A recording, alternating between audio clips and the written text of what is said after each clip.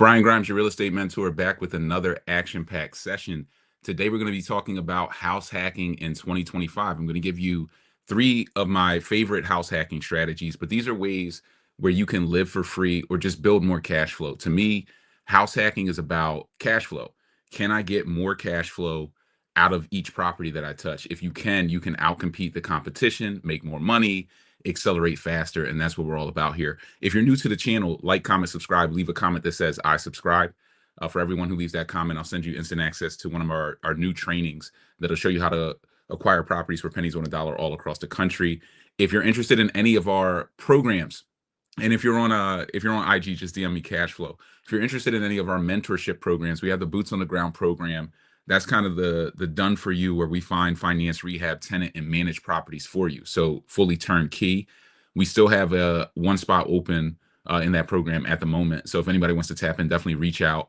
If you are interested in our ride along, we have a real estate ride along tour Saturday, March 15th in Philly. If you want to spend the day with me touring properties, learning the cost of construction, how to put these houses back together, how to do the BRRRR strategy, that's a great opportunity to get the fear out of construction and real estate investing. So reach out. We only have a few tickets left. I think like 3 tickets left for that, for the real estate ride along tour. And people were reaching out to me as recently as today, asking. So if you're interested, definitely reach out.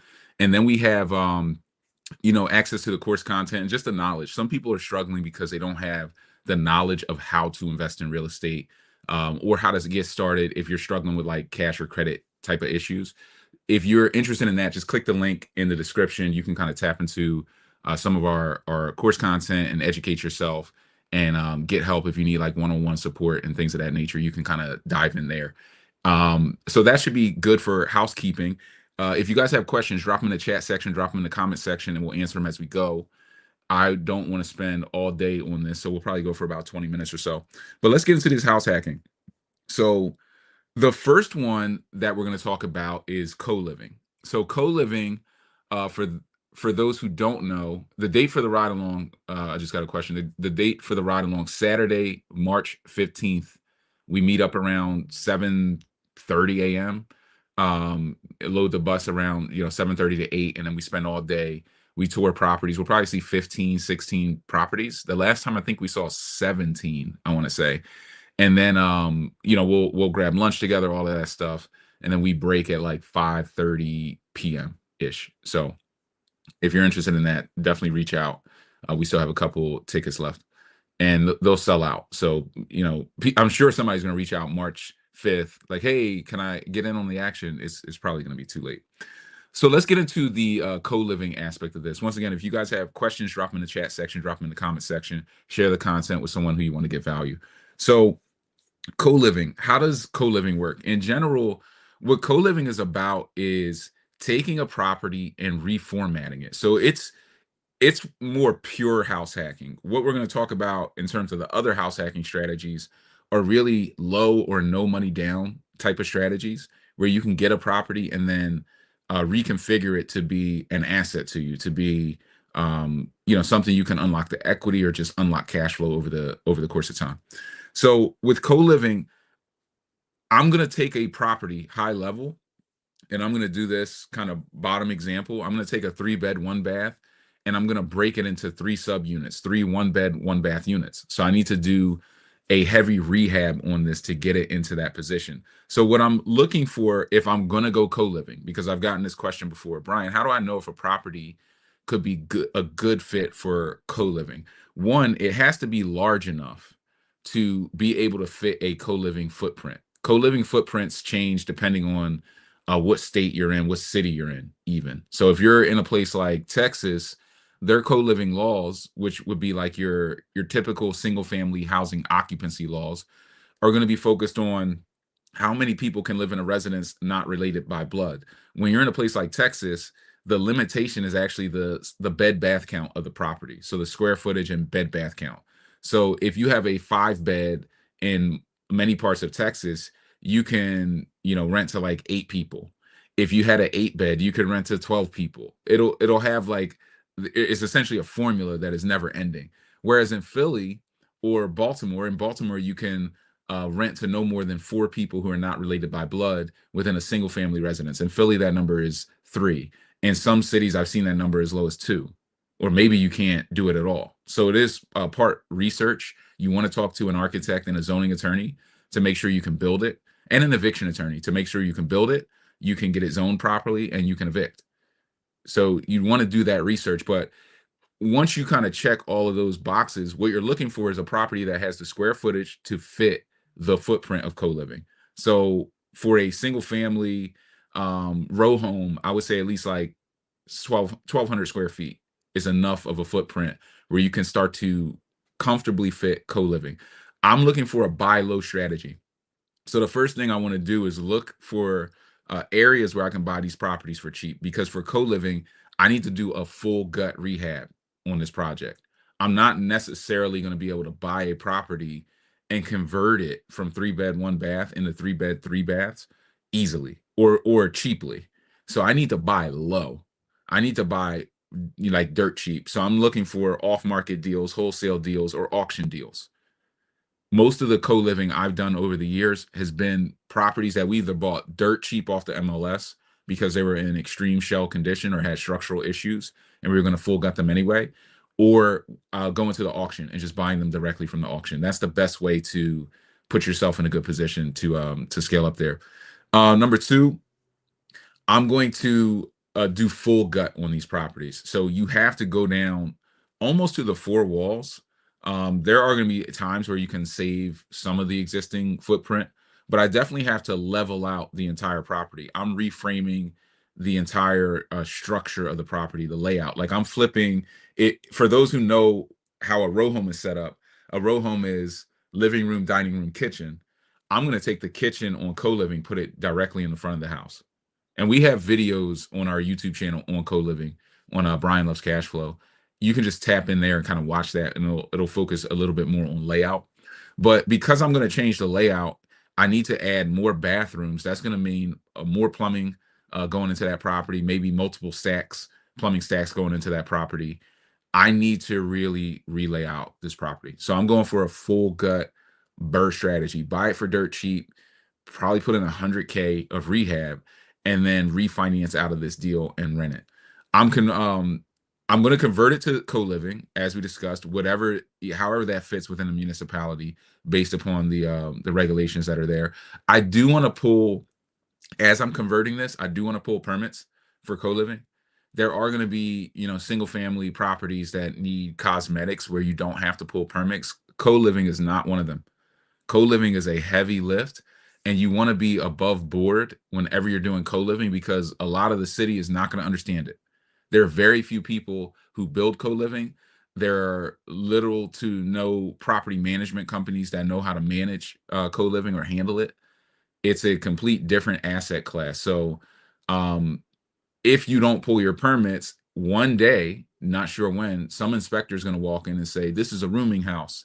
And they're going to start to question your setup, and you need to have your permits, your architectural plans, your approvals, the city stamped it, everything's up to code to be able to function properly. So you just want to make sure you're doing things by the book when you're going with co-living. That's not necessarily the case with some other strategies. And then I'm going to rent by the subunit. So the profitability of co-living comes in the difference between 3-bed, 1-bath and 3-bed, 3 baths. So a 3-bed, 1-bath property might rent for $1,300 to maybe $1,500 a month. Whereas if I break it into 3 subunits, I'll blow this up for us a little bit. As I break it into like 3 subunits, now each of these subunits can rent for anywhere from like $800 to $1,000 a month, depending on where this property is located. Because what you're doing here is, when you're creating co-living as a house hack strategy, you're trying to undercut the studio market. So in each of these units, you're going to have your kind of living area, your bedroom. You're going to have your own private bathroom that is like a master bathroom. So you can only access it by walking through the bedroom. So it's not accessible to anyone else in the property. And in that bathroom, if possible, I'm going to put a stack washer dryer, if I can fit that in there in the footprint. So now you can have your own space with stack washer dryer, everyone will share just the kitchen as a common area, no living room. So you cut down on your common space so that people can't over interact and create drama and problems. But I can do that. Now I'm taking the rent to, 800 a month per unit. That's 2,400. If it's 1,000, that's like 3,000 a month. So you're taking a 12 to $1,500 a month asset and then adding an extra $1,000 a month of cash flow to that asset. So knowing how to do this and focusing on it as a primary strategy, it can be very profitable as long as you're able to buy low. The key to this strategy and why it's listed number one is you got to buy low in order to execute on co-living properly and scale co-living. If you buy low and you have a nice flow from the auction of deals, I mean, you could do 20, 30 co-living properties a year pretty comfortably. You could probably do more, but very comfortably because you'll have the wiggle room in the budget. Um, you'll have the cash flow on the exit. These also tenant very fast. So co-living will typically tenant pretty fast. I would say in 14 to 30 days, co-living is usually tenanted. The bigger properties, if you get like a multi, it's going to take longer to tenant a full multi because there's more units.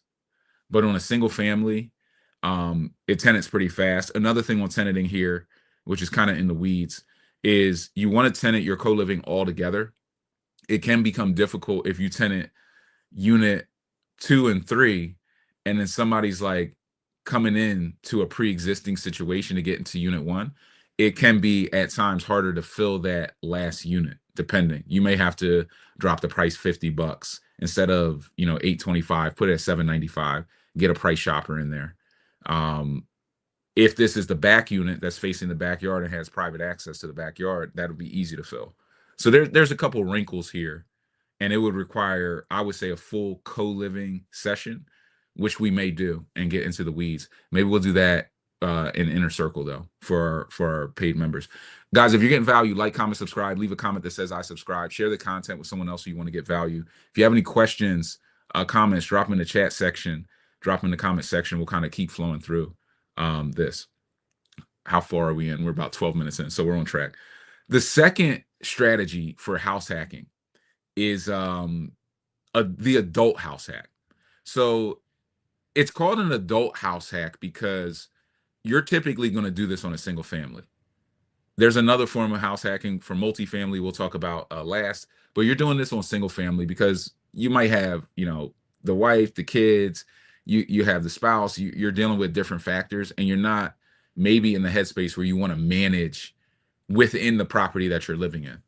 When you're much younger, I would say anybody who's watching and tapped in, if you're in your between 20 and 30, you have no kids, you're kind of just freelancing. Well, yeah, you could do any type of house hack. You can live in there, manage it, kind of deal with all of that. If you have kids and a family, it may be, and you're working a 9 to 5, it may be too much stress to also have your tenants in your actual building. So even if you're house hacking a multi, they're like, yo, there's a sink leak and it's right downstairs. They come up and knock on your door. That's a little aggressive. So the adult house hack is where you will just occupy a single family. It's good because you can use very little money down whenever you're doing this strategy. You can put down, 10% down. So you're getting 90% leverage, 90% other people's money. You could, in some instances, put as little as 1% down. You want to buy these properties kind of ready to go. They don't have to be top of the market. They don't have to be as turnkey as I would say a multifamily should be, but they should be ready for you to move in and kind of live there, because you want to live there for at least a year to get all of the tax benefits out of the strategy. So I want to buy something that's relatively ready. Number two is I want to rehab while I'm living there. So my whole point in adult house hacking is finding a property that I believe I can value add, that I can rehab while I'm living in it. It has a large footprint of square footage. It has the ability to build an ADU. It has some extra component to it that the average bear would need a little bit more vision to kind of see. So I'm going into that property saying, you know what, there's an attic space unfinished. We're going to finish the attic while we're here. And then we're going to add that value, create more livable space, and boost the ARV of the property for an exit. a year from now. So I'm going to buy it kind of ready, rehab it while I'm living in it. I'm looking for some type of value add, and I can do this, believe it or not, I can do this strategy. What's interesting about it is I can do this in nice areas.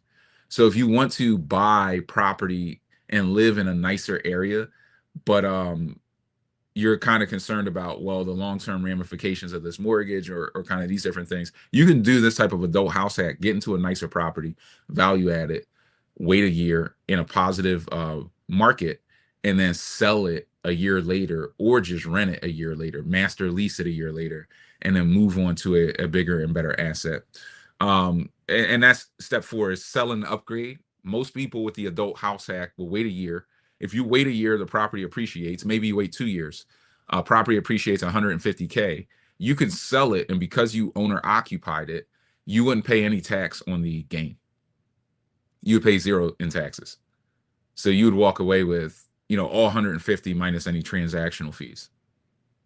No tax issue, because you would qualify for a homeowner's exemption for up to 250,000 single, 500,000 married, filing joint. So that's an interesting hack that I've seen a lot of people do.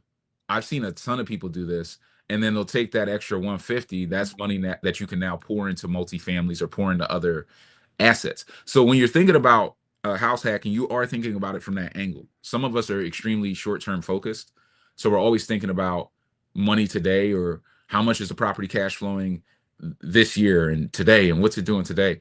If you get a deal and you can properly value add it, live in it, get use value out of it, improve it, and then sell it for 150K in 2 years, that's an amazing return on value. Or even 100K. It's an amazing return on value. And you can do that. You could finish the basement.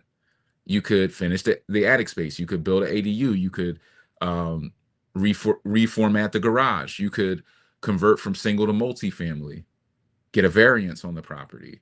There's so many ways to unlock this. There's really, if we really laid it out, maybe 50 to 100 house hack strategies and different wrinkles and variations of house hacking. But you're looking for that future value, which you'll get by value adding and then accessing that capital. You could sell, you can upgrade, you could get a HELOC, and then tenant. You have a lot of different options there. So an example, basic example is just getting a 3-bed, 1-bath, turn it into a 4-bed, 2-bath, and finish the basement. So add a bedroom, something with larger square footage, so I can add a bedroom comfortably, add another bathroom, another full bathroom. Now I boosted my ARV automatically. Then if I'm in a positive market or a nice area anyway, there's more room to the upside. And then you sell it a year or 2 later to qualify for the maximum tax benefits.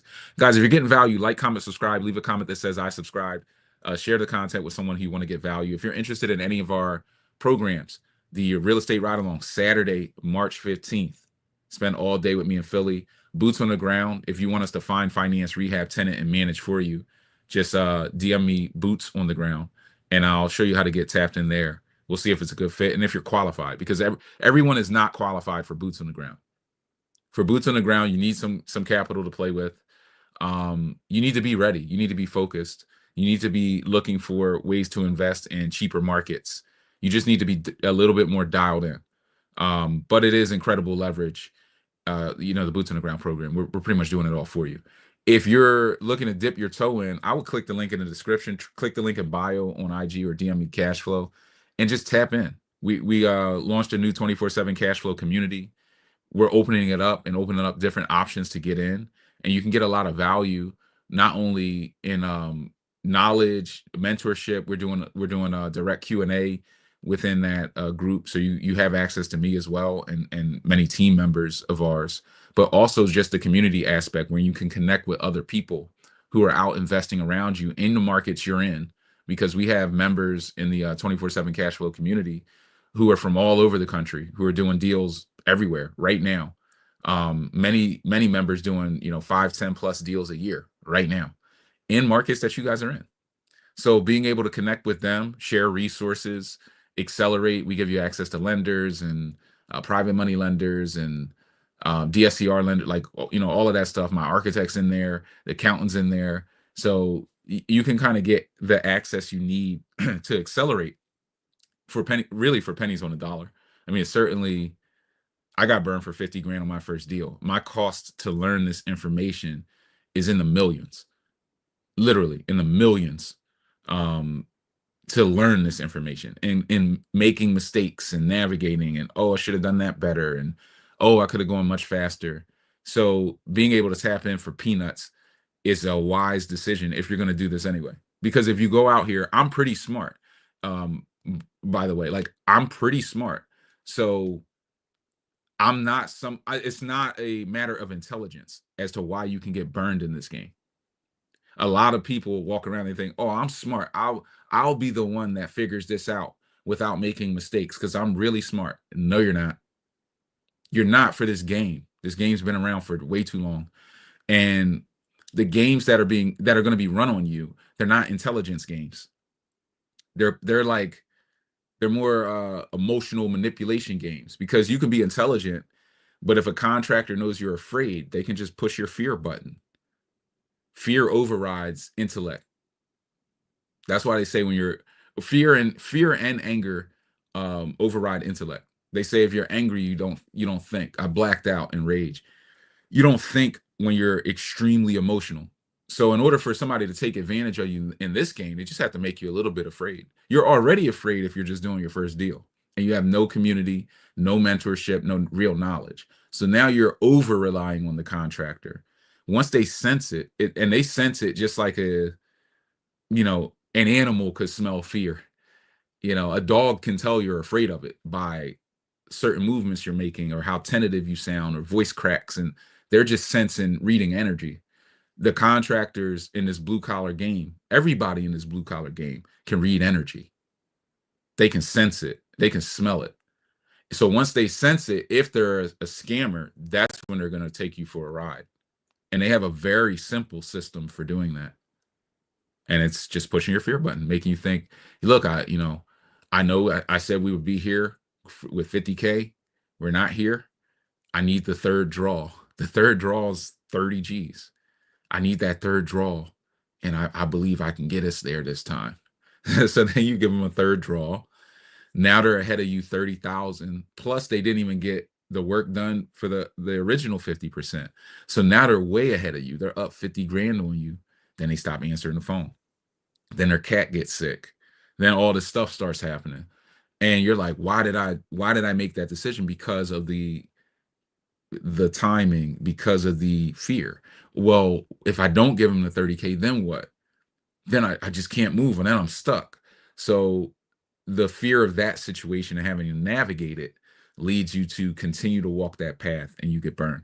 So you're not too smart, and that's just one example. You're not too smart to not get burned and pay. You will pay. And when you have to pay in this game, mentorship is funny because it's a price you can see. You can look at it and you can say, I don't want to pay that. And it doesn't matter what it is. It could be there are literally $5 trainings out there. Somebody could look at that. I'm not paying $5. That's ridiculous. They should give it for free. When you go and get in the game and you try to do a deal and you get ripped or you get burned or you make a mistake, and you say, well, an inspector comes in and says, well, you can't do it this way. You actually have to solve it. I need you to pull this permit. I need you to do this, and this. And the cost is 16K. You can't say, I don't want to pay that. I don't want to pay that 16K. I should be able to solve this problem for free. Well, you can't. You're going to pay. You're going to pay whatever the game tells you to pay. And that's scary because that's more of a blank check situation. You don't know. It's literally Monopoly, where you walk over and you grab the card and you flip it. You don't know if you're going to go and collect $200, get hit with a tax penalty. You don't know. Whatever the game throws, you got to pay. That's the rule. That's the rules of real estate. So if you have a lot of money to lose, then you run out and you can lose it and figure it out and kind of go from there. But definitely educating yourself, to me, is the way. And as quickly as possible and going fast, because life is short. Everybody I talk to, they're like trying to get time back, and they want to build for the grandkids, and they're like, man, life is short. I need to get this done. I don't got time to be messing around trying to figure this thing out. Multifamily FHA house hack. This is this is what I did. So this was like the first deal I did.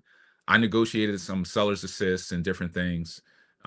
It's all in any training you watch. I always talk about it, and I show you kind of the HUD closing statement.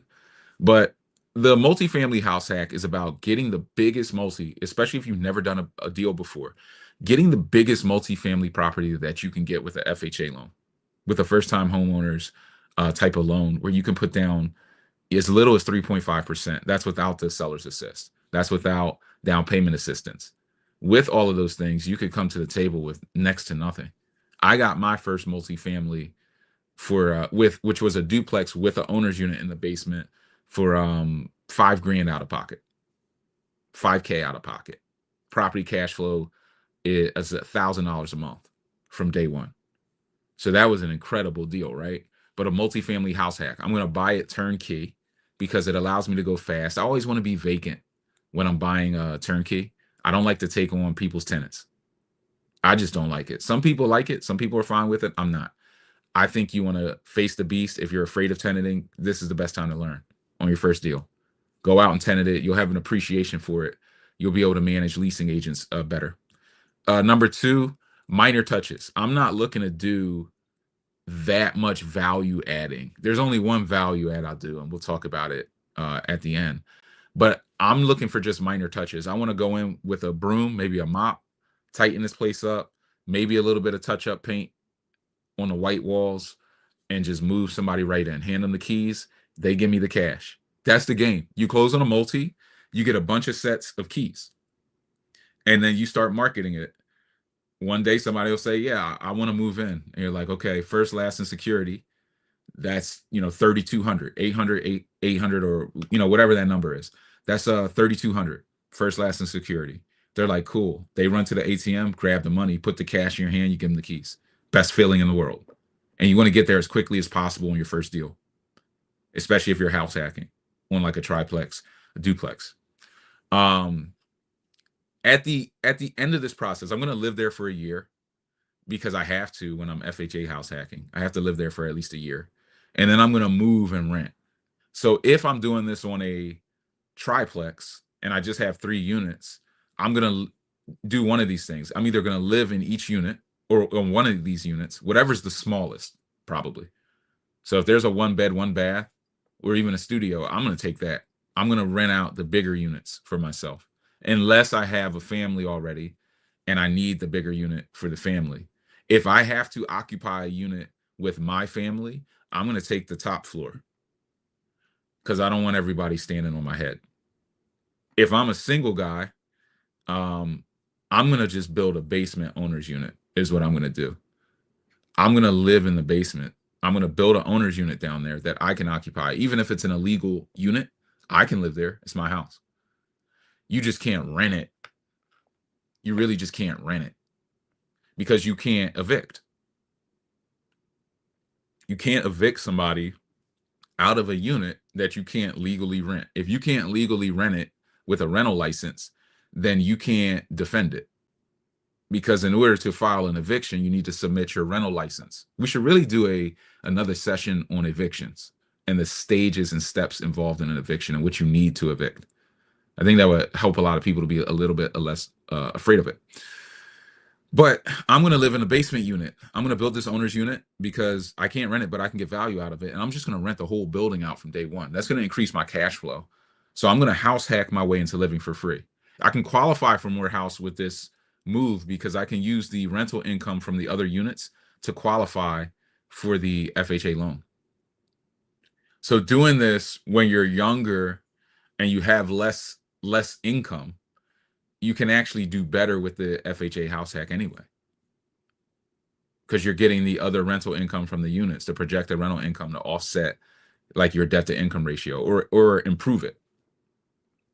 Improve the income component of your debt to income ratio. So this would be a good strategy to value add that basement, and it gives you a resale value because someone else can now occupy the owner's unit in the basement. You could get a variance, try to legalize it if it has proper egress and everything anyway. So it just gives you a lot of flexibility. But with this strategy, you can live for free. The thing we love about it, and when I did it, that was my intent. I was actually going to get paid about 400 a month in cash flow to live in the owner's unit, which is pretty sick. Utilities covered, everything covered, $400 a month to just sit there and live for free. So it was for me at that age, this is like age 27, that was very liberating. It's like, damn, everybody I know is paying a lot of money in rent. Lots of people in New York paying tons of money in rent. If I'm living for free, I'm doing better than like 99% of people. They're paying 2-3 grand a month in rent. So even if you're in a city where you're making more money, if you're paying a ton in rent, you're not really making more money. You just have enough money to support the local economy.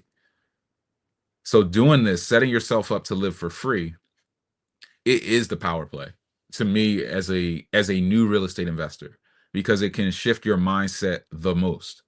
Now you're living for free. That means whatever you're making now, you're unlocking that as income and capital that you can use to buy more properties and accelerate. It also takes the stress off and the edge off from everything you're doing right now, because you literally you put yourself in a position where you don't need that money. You don't need that much anymore. I'm living for free. I actually don't need all of this. I can make different decisions and do what I want to do. Think a little bigger. Sometimes stepping out of the hamster wheel allows you to shift your focus, because there is stress, anxiety, fear in the hamster wheel, in the paycheck to paycheck, in the 9 to 5. It's all built in. 9 to 5, for me at least, very stressful. Just a lot of stress, a lot of drama, a lot of time spent away from family. It to me was not very rewarding, which is why I got out as quickly as possible and have just, stuck with the real estate. The real estate has been substantially better. So guys, hope that helps. Looks like we're at like 30 minutes. If you have any questions, drop them in the chat, drop them in the comment section. We'll answer any questions you have about real estate. Doesn't have to be related to house hacking, but this is how you guys want to be thinking about, house hacking your way to success in 2025. I mean, you can certainly do co-living. You can do your adult house hacking. You can do your FHA multifamily house hacking, depending on where you're at and what your goals are and objectives are. If you're younger, definitely go for the multi.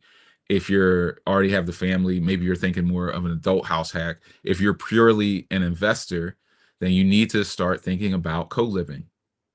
And nobody talks about co-living. I'm probably one of the leading people who even talks, on YouTube or Instagram, that even talks about co-living. Realistically, most people have never heard of it and never will. I would look into it because it's one of the purest solutions to the affordable housing crisis. It does not require subsidy. And if you build it, people will come. They will come through. You just got to build that asset class and put it in communities, in inner cities where it's needed. And it's needed in every inner city. Millions of Americans sleep on their parents' couch or in the basement. And they're old. They're 30, I think the average first-time homeowner is like 38 now. So the people living at home are in their late 20s to sometimes late 30s, middle to late 30s. They're still living at home. They're in the basement. They're in the owner's unit in the basement, which is, it's cool if you're saving money and everything, but a lot of people want to get out. A lot of people aren't doing it in a luxurious way. Some people, it's like, hey, your parents were well off. You can come back home and crash out. Yeah, that's cool. What if you grew up in the hood? You're in a house with 10 people, and you're in a pretty much a 3-bed, 1-bath with 10 people.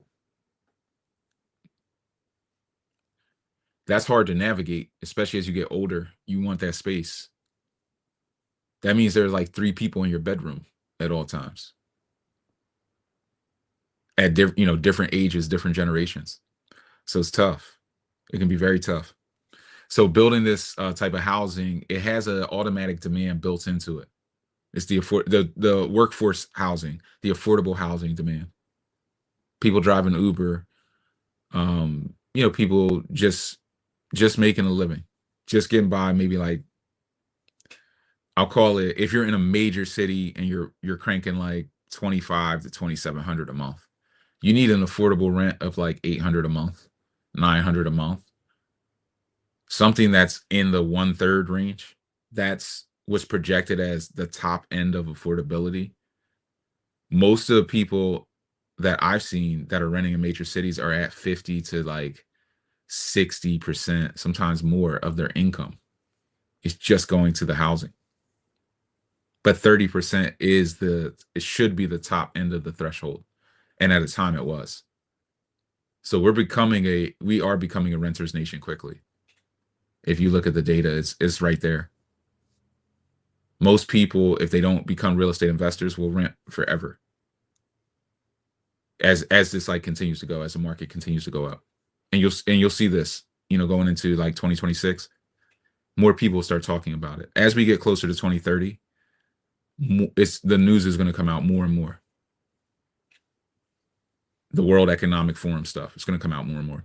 So guys, hope that helps. For all my people who are in the paid members groups, the boots on the ground, the inner circle, we'll have our inner circle call this Wednesday.